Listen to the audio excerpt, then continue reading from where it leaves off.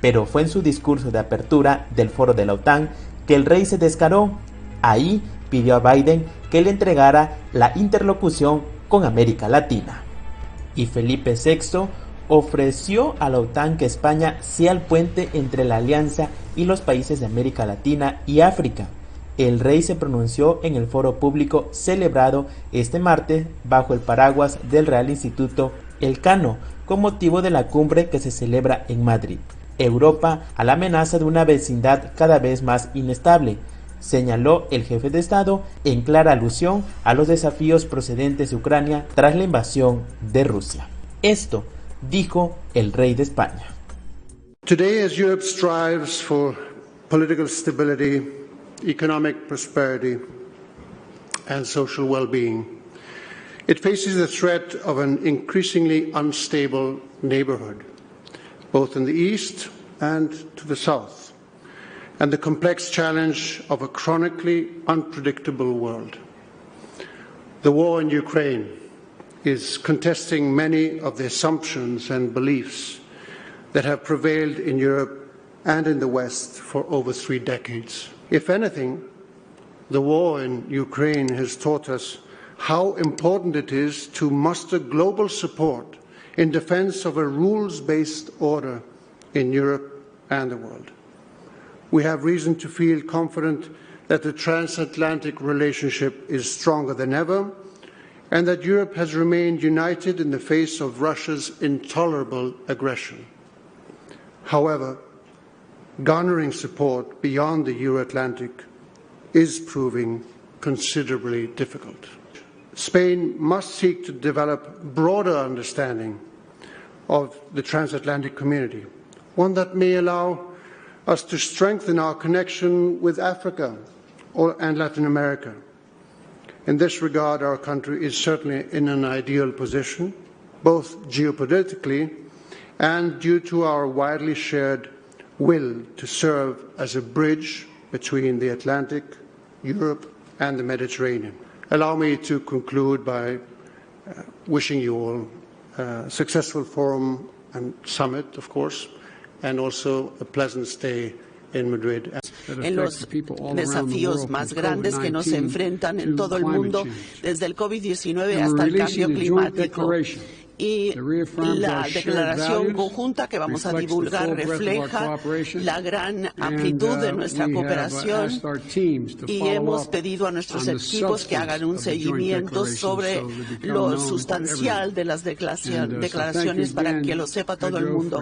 Otra vez, muchas gracias, Pedro, por tu amistad, por tu gran alianza con nosotros. Hemos tenido una buena discusión y también anticipo más buenas conversaciones en el resto de la cumbre. Gracias. Y en su respuesta, el presidente de España, Pedro Sánchez, le aseguró a Biden que puede contar con su país como un sólido aliado y un amigo.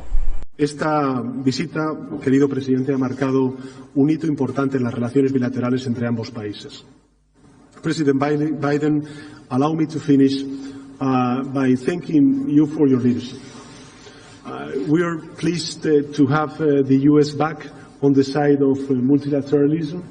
The Madrid NATO summit will start tomorrow, and the decisions that we will take will reinforce our transatlantic bond. You can count on Spain as a solid ally and friend. Pueden ustedes contar con España como un sólido aliado y un amigo. Muchas gracias. Así la situación entre el presidente Biden entregándole América Latina a España. En este contexto saludamos a Fernando Moragón, es analista de geopolítica especializado en Rusia, Asia Central y también en China. Fernando, muy buenas tardes. Hola, buenas tardes, Marta. Un placer estar con vosotros. Fernando, como primera cuestión, sí te pediría que nos hagas una fotografía general de ¿cómo estás viendo el progreso del inicio de la cumbre de la OTAN y sobre todo con los mensajes que ya tenemos sobre la mesa? Calificaba Pedro Sánchez a Rusia como un socio, una principal amenaza, pasando de esta forma de un lado a otro. Rusia se convierte en la principal amenaza de la OTAN cuando en el pasado hablábamos de un socio estratégico. Vemos cómo la OTAN, el papel de la OTAN vuelve a cobrar relevancia en los... desde Crimea realmente ya había vuelto a tener un papel bastante relevante, pero llevaba unos años aletargada. Recordemos que en el inicio de la alianza uno de los enemigos clave era precisamente Rusia, algo que se disipó con los años y que parece que vuelve a ocurrir. ¿Se está repitiendo la historia? Bueno, no exactamente. Es decir, yo creo que lo que estamos asistiendo ahora mismo es al canto del cisne de una organización, la OTAN, y de hecho, que su razón de ser acabó con la desaparición de la Unión Soviética y del Pacto de Varsovia, y que ha intentado reinventarse constantemente y siempre ha fracasado. No olvidemos que su principal potencia, Estados Unidos, no hace más que perder guerras, Irak, Afganistán, etcétera. Por no hablar ya de los europeos, cuya relevancia militar es nula. De hecho, la incorporación de Suecia y de Finlandia es algo delirante. Delirante porque Suecia ya cooperaba con la OTAN en muchas cosas, con lo cual es como quien no incorpora nada, ¿no? Si ya estaba allí. Y en el caso de Finlandia, pues es posiblemente una de las operaciones más estúpidas que se han hecho en la historia reciente europea. Es decir, un país que era neutral y no tenía problemas con Rusia, ahora, como ya han dicho las fuentes rusas, va a tener misiles nucleares al otro lado de la frontera. Todo para nada. Un país pequeño con 5 millones de habitantes y con una capacidad militar nula. Estamos asistiendo, ya digo, yo creo que esta reunión cumbre de la OTAN va a ser una cumbre histórica, ¿no? Porque va a ser el principio del fin de la OTAN. Que Christine Lagarde diese la cara en un momento catastrófico, difícil para la economía europea y para la economía del mundo. Ahora, fíjate el panorama que ha pintado la señora Lagarde. Fíjate, ya te voy a explicar muy bien para que no te dejes embaucar con estos mensajes y con estas estadísticas. Bienvenidos a Sin Mentiras, les saludamos desde aquí, muchas gracias por estar en sintonía. La señora Lagarde, el panorama que está pintando es que dice que para este año, para finales de este año van a entrar en recesión y que todo el 2023 va a ser de recesión. Y todo ello culpa de ¿quién?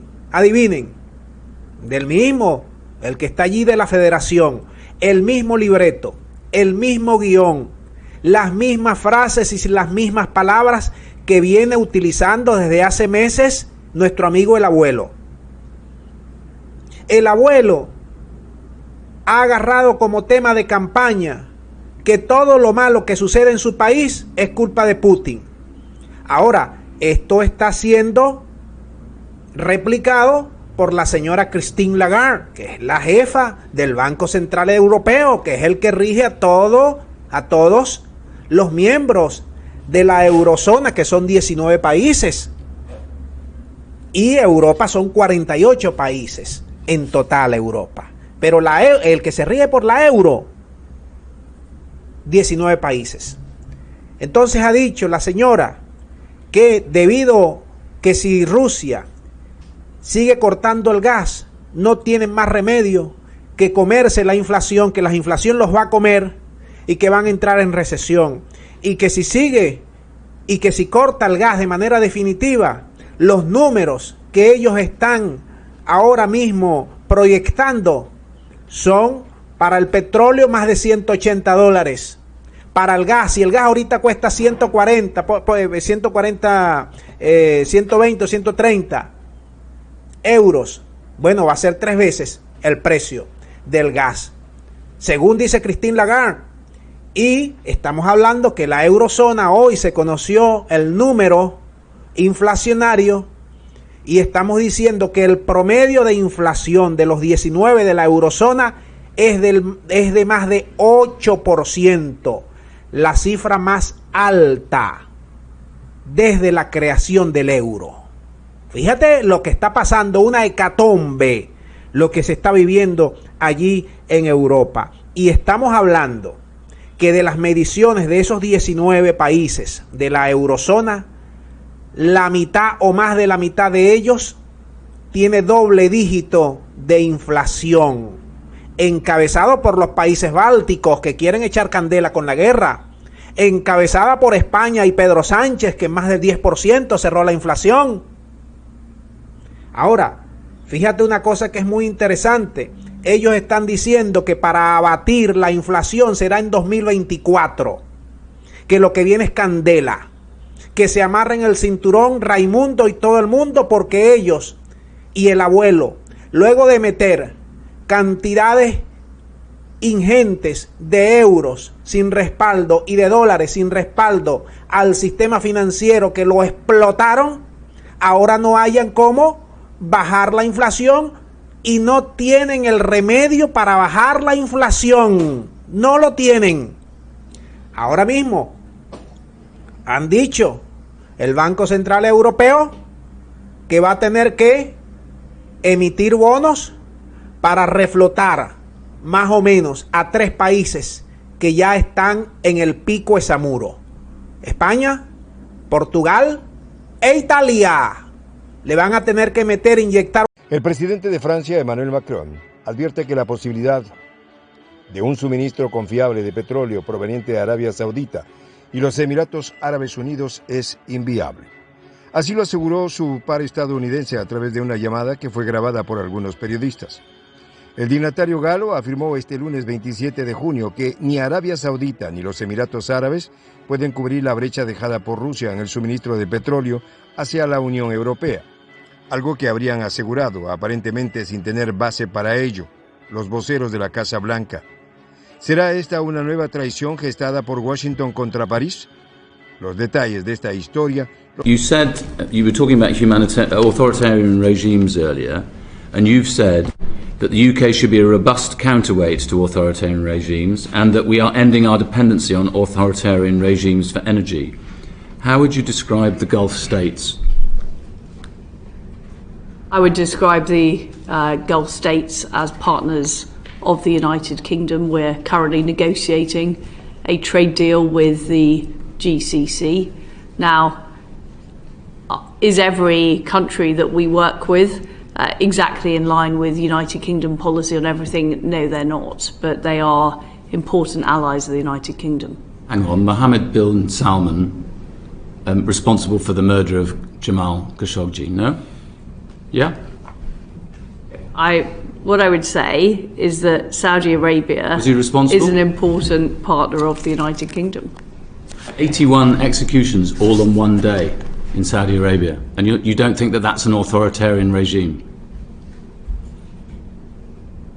What I'm focused on is making sure that we are dealing with the major threats to the world. The number one threat we're dealing with at the moment is the threat from Russia. In order to do that, we need to make sure that we have alternative energy sources. And one of the key sources of energy is the Gulf region. We're not dealing in a perfect world. We're dealing in a world where we need to make difficult decisions.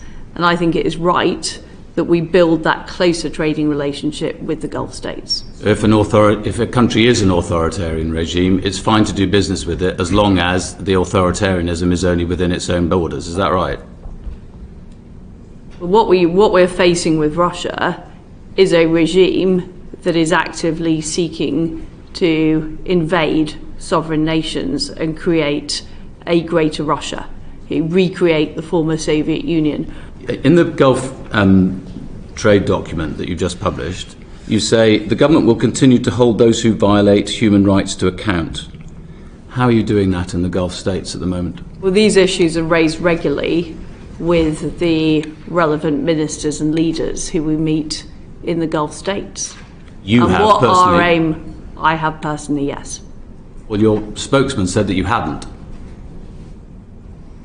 So what's the last human rights issue that you raised with the Gulf state leader? I'd have to come back to the committee on the precise timing of that, but I certainly anything. have Just raised tell us it. anything that you said on human rights. Well, I certainly have raised it when I was in... Go on, tell us one now. I'm just trying to remember my most recent visit, but I can assure you I have raised it, and I will write to you with the details. You can't remember a single human rights issue that you've raised with a Gulf state leader? Oh, I've raised particular issues when I've been in the Gulf about name human one. rights issues. I'm not going to go into all the details of private conversations, which I will come back to you on.